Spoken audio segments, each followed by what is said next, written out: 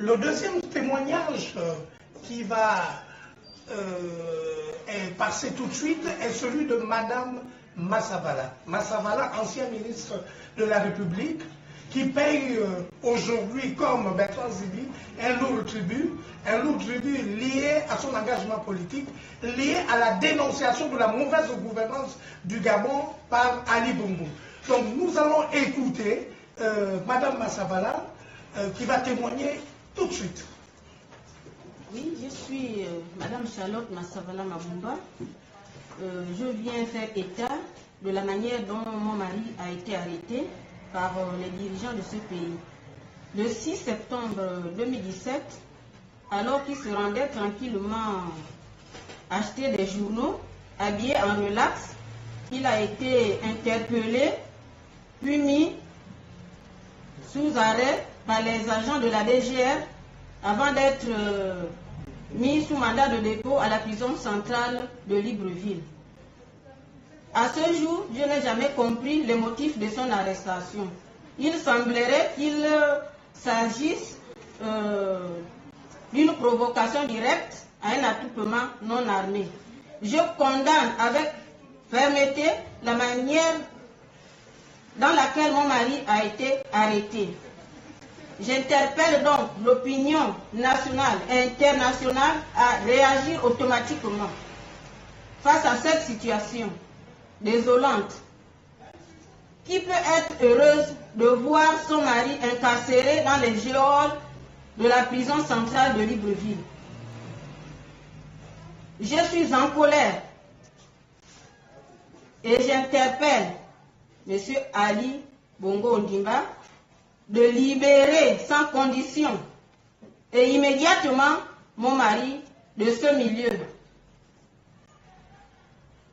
Je qualifie cette arrestation d'arbitraire. Moi-même d'ailleurs, quand je me suis rendue à la DGR, ils me diront d'apporter son téléphone portable.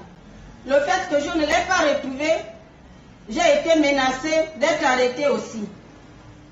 Et en dehors de cela, ils me diront, si tu n'apportes pas le téléphone de ton mari, de toutes les façons, tu n'as plus droit, il n'aura plus droit à tes visites, tu ne lui apporteras plus à manger, nous confisquons ce véhicule et c'est nous qui allons le nourrir. Devant cette situation, vraiment, j'interpelle une fois de plus l'opinion internationale, nationale, de réagir automatiquement, sans plus tarder. Peuple gabonais, je vous appelle à vous lever, de sortir de la peur. Les églises du Dieu vivant, levez-vous, réveillez-vous, dénoncez cela. Dénoncez cela. Je vous en supplie. J'ai besoin de la libération immédiate et sans condition de mon mari et des autres détenus politiques qui croupissent dans la misère dans la prison centrale de Libreville. L'arrestation de mon mari, je la qualifie d'une arrestation arbitraire.